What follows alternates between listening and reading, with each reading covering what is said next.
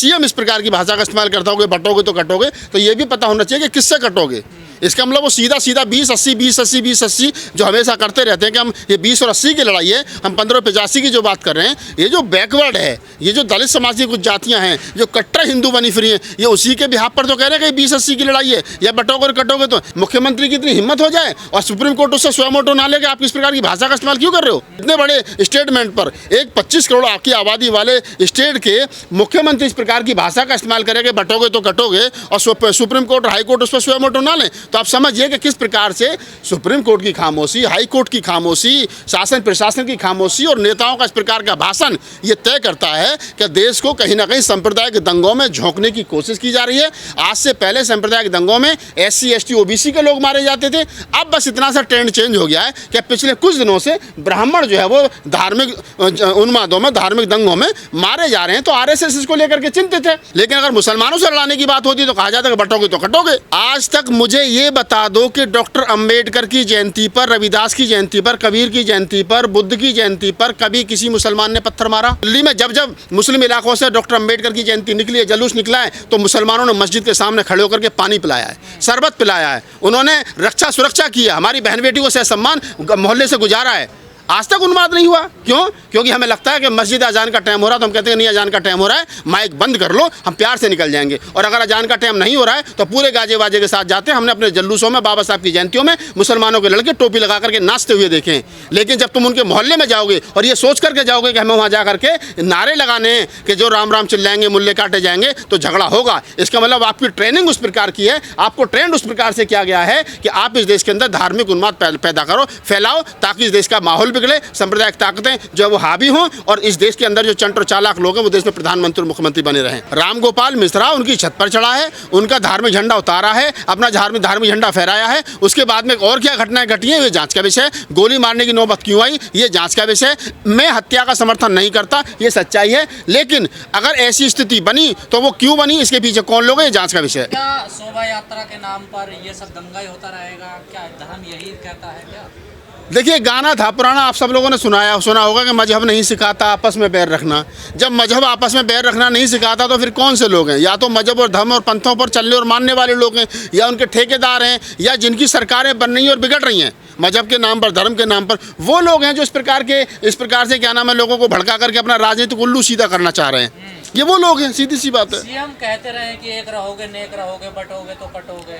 अरे भाई साहब, जिस प्रदेश का CM ये कह रहा होगा बटोगे तो कटोगे, तो सीधी सी बात है, धार्मिक भाषा है। ये भाषा संवैधानिक नहीं है, ये भाषा धार्मिक भाषा है, और धार्मिक भाषा होने के नाते मैं इसका विरोध करता हूँ। ये नहीं होना चाहिए। तो जिस प्रदेश का CM इस प्रकार की भाषा का इस्तेमाल करता होगा बटोगे तो कटोगे, तो ये भी पता होना चाहिए कि किससे कटोगे। इसका मतलब वो सीधा 20-80 20-80 20-80 जो हमेशा करते रहते हैं कि हम ये 20 और 80 की लड़ाई है, हम 15-85 की जो बात कर रहे हैं, ये जो बैकवर्ड है, ये जो दलित समाज की कुछ जातियां हैं जो कट्टर हिंदू बनी फिरी हैं, ये उसी के बिहाफ पर तो कह रहे हैं कि 20-80 की लड़ाई है, या बटोगे और कटोगे। तो मुख्यमंत्री की इतनी हिम्मत हो जाए और सुप्रीम कोर्ट उससे स्वयं ऑटो ना लेके आप इस प्रकार की भाषा का इस्तेमाल क्यों कर रहे हो? सुप्रीम कोर्ट और हाई कोर्ट जहाँ स्वयं ऑटो लेते हों और इतने बड़े स्टेटमेंट पर एक 25 करोड़ की आबादी वाले स्टेट के मुख्यमंत्री इस प्रकार की भाषा का इस्तेमाल करेंगे, बटोगे तो कटोगे, और सुप्रीम कोर्ट और हाई कोर्ट उस पर स्वयं ऑटो ना लें, तो आप समझिए कि किस प्रकार से सुप्रीम कोर्ट की खामोशी, हाई कोर्ट की खामोशी, शासन प्रशासन की खामोशी और नेताओं का इस प्रकार का भाषण ये तय करता है कि देश को कहीं ना कहीं सांप्रदायिक दंगों में झोंकने की कोशिश की जा रही है।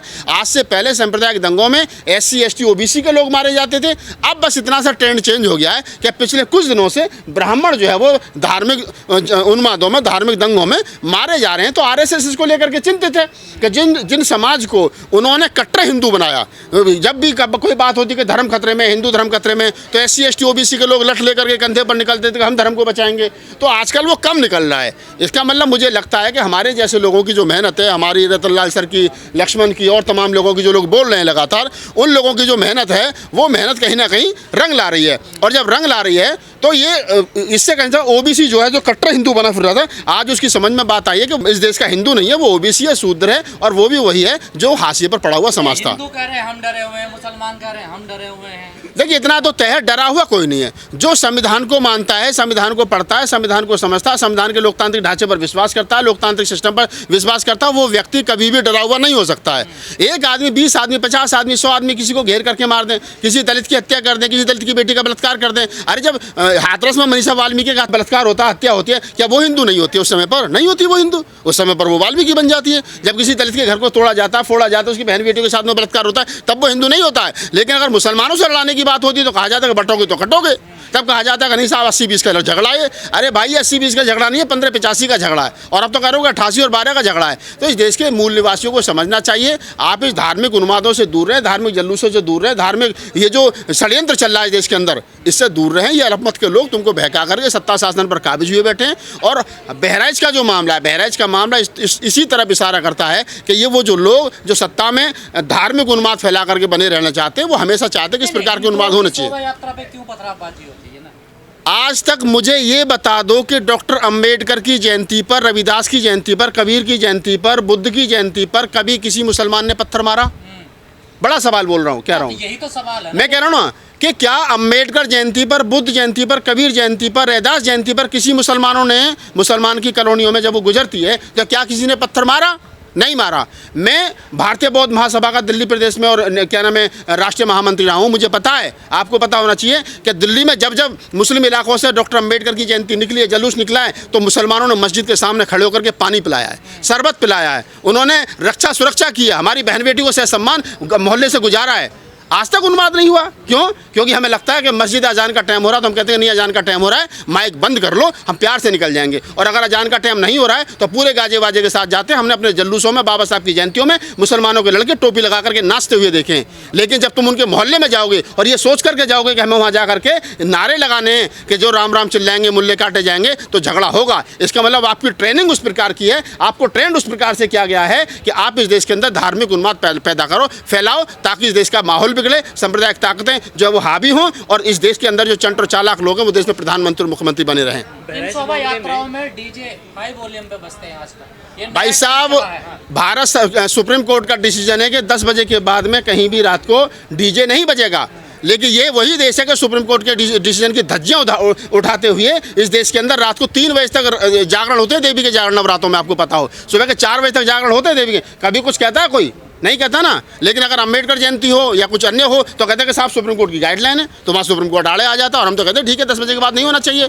तो ये सारी चीज़ें हैं, इनका आपको भी ध्यान रखना चाहिए। कुछ लोग बहला फुसला करके देश के अंदर धर्म के आधार पर लोगों को बहला फुसला करके लोगों का इस्तेमाल कर रहे हैं, और जो लोग इस्तेमाल हो रहे हैं उनको इस्तेमाल नहीं होना चाहिए। जैसा मैंने कहा कि अब से पहले SC ST OBC के लोग धार्मिक उन्मादों में मरते रहे, अब कुछ सालों से, कुछ महीनों से, 1-2 साल से अब सवर्ण समाज के लोग उनमें मर रहे हैं। तो राहत इंदौरी साहब का एक शेर है कि लगेगी आग तो आएंगे घर के ही जद में। यहाँ पे सिर्फ मेरा मकान थोड़ी है।